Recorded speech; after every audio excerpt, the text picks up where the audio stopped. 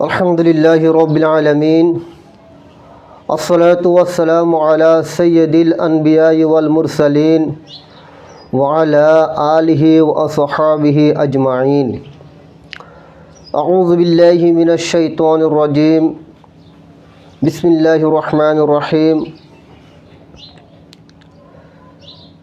Qalat namlatun ya ayyuhan namlu udkhulu masakinakum ila akhiril ayat. সাদাকাল্লাহুল আযীম ওয়া সাদাকা রাসূলুহুন নবিয়্যুল হাবিবুল কারীম।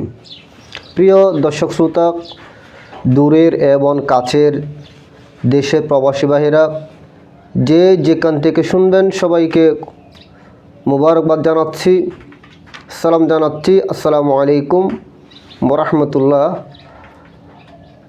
আমি আল্লাহ রাব্বুল আলামিনের দরবারে শুকরিয়া আদায় করছি এবং বিশেষ করে আমি সবার খেদমতে বলবো, আমার আলোচনাগুলো যারা শুনছেন একটু কমেন্ট করে জানাবেন, হয়তো আমাকে উৎসাহিত দিলে আমি আরেকটু চেষ্টা করব রাসূল পাক সাল্লাল্লাহু আলাইহি ওয়াসাল্লামের শান মান আলোচনা করার জন্য।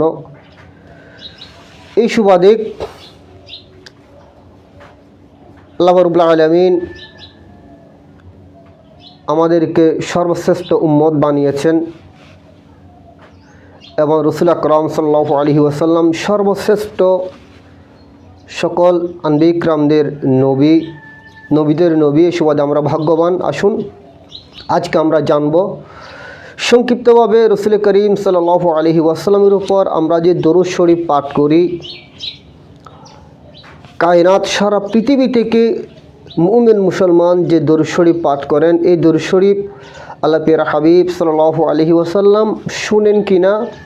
হয়তোবা অনেকে মনে করে যে রাসূল আকরাম সাল্লাল্লাহু আলাইহি ওয়াসাল্লাম আমাদের দরুদ শরীফ শুনেন না। নাউযুবিল্লাহ। এই আকীদা যারা পোষণ করে আমি তাদেরকে গুমরা বলবো, তাদের ঈমান আকীদা থেকে তার অনেক দূরে সরে আছে। কারণ শ্রেষ্ঠ নবীর প্রতি যদি এরকম ধারণা থাকে, তাদেরকে ঈমানদার কিভাবে বলা যায়।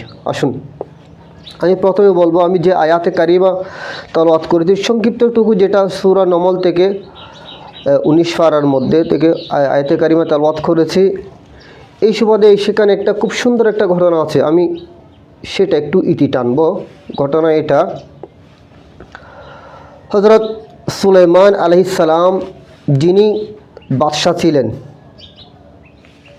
সকল কিছু সারা পৃথিবীতে তিনি বাদশাহ ছিলেন, তার হুকুম সবাই মানত। এই সুবাদে হযরত সুলাইমান আলাইহিস সালাম শাম দেশ থেকে বের হয়েছেন, ইয়েমেনের দিকে যাত্রা করেছেন। তার যাত্রার মধ্যে এমন একটা নিয়ম ছিল, যখন তিনি ভ্রমণ করতেন সেখানে জিন, ইনসান, পশু পাখি, বিশাল একটা বাহিনী তার সাথে কী করত, যাত্রা করত। তো মোটামুটি কিতাবের মধ্যে আছে, যে তাফসিরে রুহুল বায়ান শরীফের মধ্যে আছে, তার যাত্রাটা প্রায় এমন বিশাল যাত্রা ছিল, 12,500 মাইল পর্যন্ত সেটা জরিপ ছিল, এত বিশাল যাত্রা তিনি যাত্রা করতেন। তো হযরত সুলাইমান আলাইহিস সালাম পথে যাওয়ার সময় শাম দেশের একটা বন জঙ্গল দিয়ে যাচ্ছিলেন, সেখানে ফিবরারা বসবাস করতো, অসংখ্য ফিবরা ছিল। তো সুলাইমান আলাইহিস সালাম যাওয়ার পথে হয়তোবা ফিবরা সৈন্যদলের পদদলিত হবে, এই সুবাদে একটা ফিবরা বলেছিলেন যে ইয়া আইয়ুহান নামলু উদখুলু মাসাকিনাকুম, হে ফিবরা দলরা, তোমরা যারা আছো ফিবরারা, তোমরা গর্তের ভিতর প্রবেশ করো, কারণ এদিকে হযরত সুলাইমান আলাইহিস সালামের এই বাহিনী আসবে, সৈন্য আসবে, অসংখ্য লস্কর থাকবে, তোমরা তাদের পদদলিত হয়ে যাবে, সুতরাং তোমরা গর্তের ভিতরে ঢুকে যাও। এটা যখন বললেন, তিন মাইল দূর থেকে সুলাইমান আলাইহিস সালাম এই কথাটা শুনলেন। তখন সুলাইমান আলাইহিস সালাম কথা শুনে মুস্কি হাসলেন। কুরআনে পাকের মধ্যে আছে, ফাতাবাসসামা দাহিকাম মিন কাউলি হাক। হযরত সুলাইমান আলাইহিস সালাম ফিবরার এই কথা শুনে মুস্কি হাসলেন। সুবহানাল্লাহ। প্রিয় আশিক রসুল, আসুন আমরা একটু জেনে নিই। হযরত সুলাইমান আলাইহিস সালাম প্রায় 3 মাইল দূরে অবস্থান করেছেন এবং ফিপ্রা, যে ফিপ্রার কথা সারা পৃথিবীর বিজ্ঞান যদি বসায় দেন, এই ফিপ্রার কথা কি শোনা যাবে? আপনারা দেখবেন কতগুলা মিষ্টি জাতীয় জিনিস দেবেন, তখন দেখবেন ফিপ্রারা সারিবদ্ধভাবে লাইন ধরবে, যাওয়ার পথে একটা আরেকটা মুখোমুখি হয়। কি জানি তারা কি বলে, তো নিশ্চয়ই তারা তো একজন আরেকজনের সাথে আলাপ আলোচনা করে।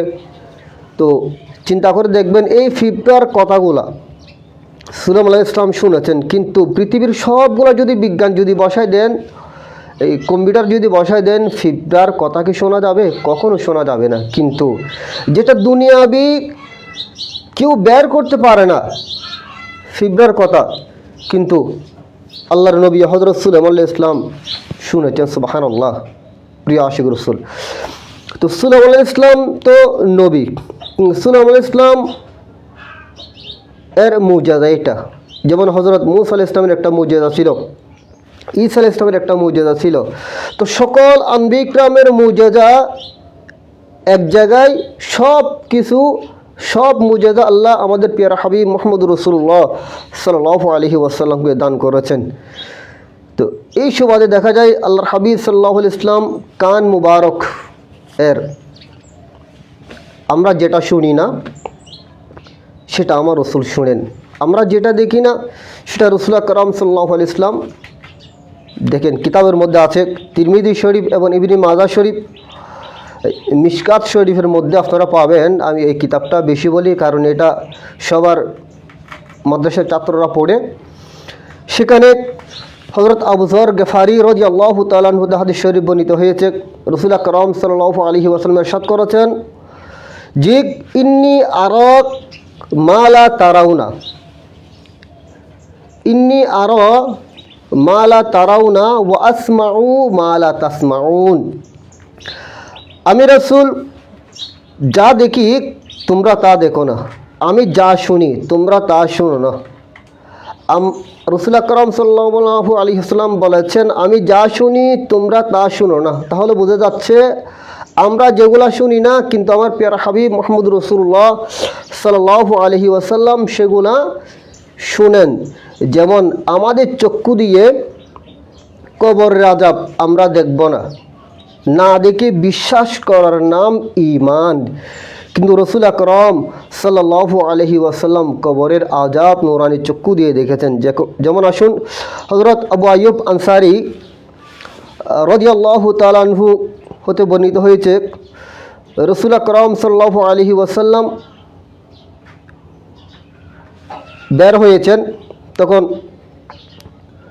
রাসূল আকরাম সাল্লাল্লাহু আলাইহি ওয়াসাল্লাম বলেছেন যে আওয়াজ শুনতে পাচ্ছি, একটা আওয়াজ শুনতে পাচ্ছেন।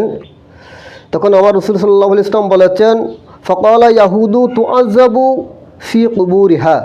তখন রাসূল আকরাম সাল্লাল্লাহু আলাইহি ওয়াসাল্লাম বলেছেন যে ওই ইয়াহুদির কবরের মধ্যে আযাব হচ্ছে।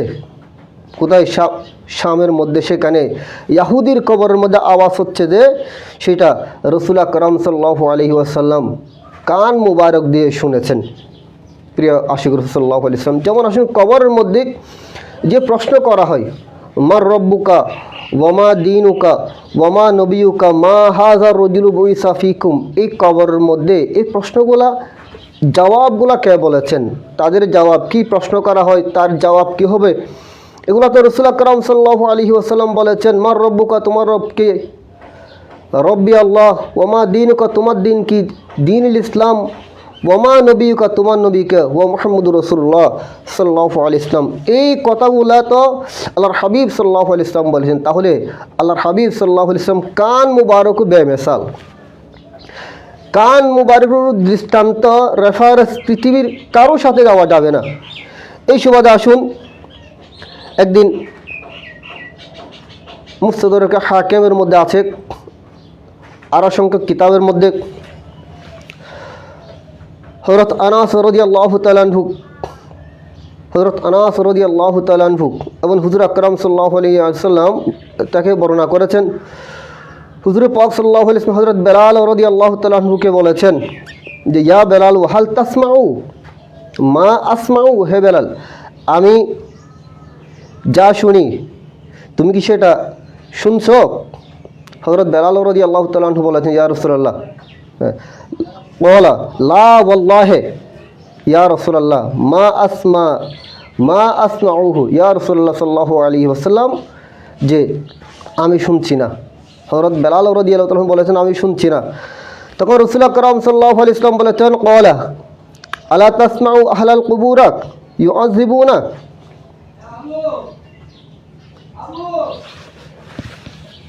তো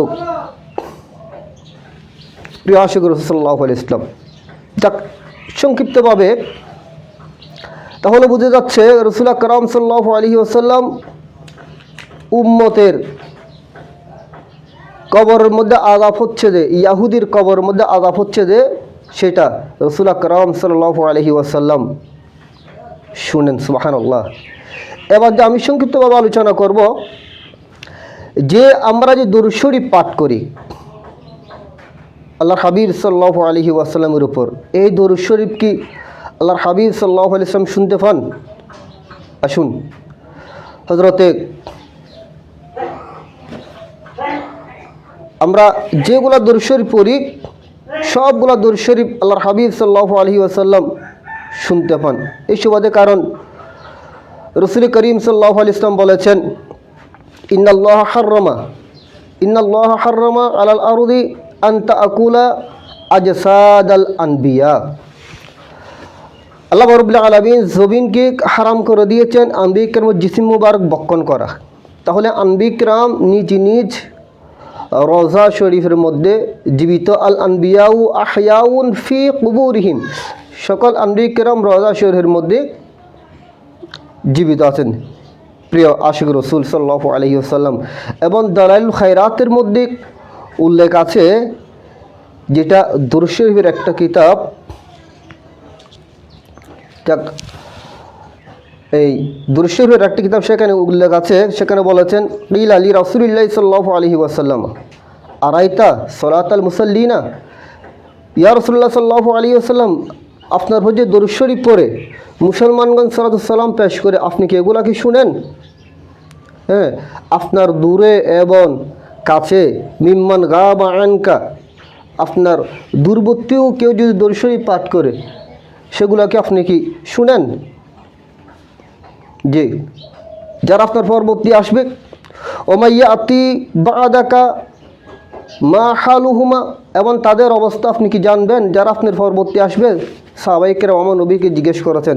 তখন রাসূল আকরাম সাল্লাল্লাহু আলাইহি ওয়াসাল্লাম বলেছেন, ফাকালা আসমাউ সালাতা আহলি মুহাব্বাতি ওয়া আরিফুহুম। সুবহানাল্লাহ। তখন রাসূল আকরাম সাল্লাল্লাহু আলাইহি ওয়াসাল্লাম বলেছেন যে আমি দুরূদ শরীফ শুনি এবং আমার পরবর্তীও শুনব, এবং যারা আমাকে মহব্বত করে দুরূদ শরীফ পড়বে, ভালোবেসে মহব্বত করবে, দুরূদ শরীফ পাঠ করবে, আমি তাদের দুরূদ শরীফ পাঠ আমি শুনি এবং শুনব, এবং তাদেরকে আমি চিনব। সুবহানাল্লাহ। আল্লাহ পিয়ারা হাবিব সাল্লাল্লাহু আলাইহি ওয়াসাল্লাম প্রত্যেকটি উম্মতের আওয়াজ যেখানে দুরূদ শরীফ পাঠ করেন সবগুলা আল্লাহর হাবিব সাল্লাল্লাহু আলাইহি ওয়াসাল্লাম দুরূদ শরীফ শুনেন। পিয়ারা হাজিরিন, কেন শুনবেন না? যে আউলিয়া কিরাম নামাজ পড়তে পড়তে, ইবাদত বন্দেগী করতে করতে এমন কতগুলো বান্দা আছে যে তাদের চক্ষু, তাদের কোরআনে পাকের মধ্যে অর্থাৎ হাদিসে পাকের মধ্যে আছে, ওয়া বাসারাহুল্লাযী ইউবসিরু বিহি, যে তারা যা দেখে আল্লাহর কুদরতের চক্ষু দিয়ে দেখে, অর্থাৎ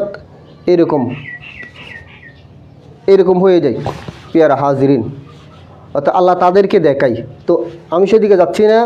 আউলিয়া কিরামের চক্ষু দিয়ে যদি সব কিছু যদি দেখে, যেমন গৌস পাক বলেছেন, নজরতু ইলা বেলাদিল্লাহি জামাআন কাখারদালাতিন আলা হুকমিত তাসালি।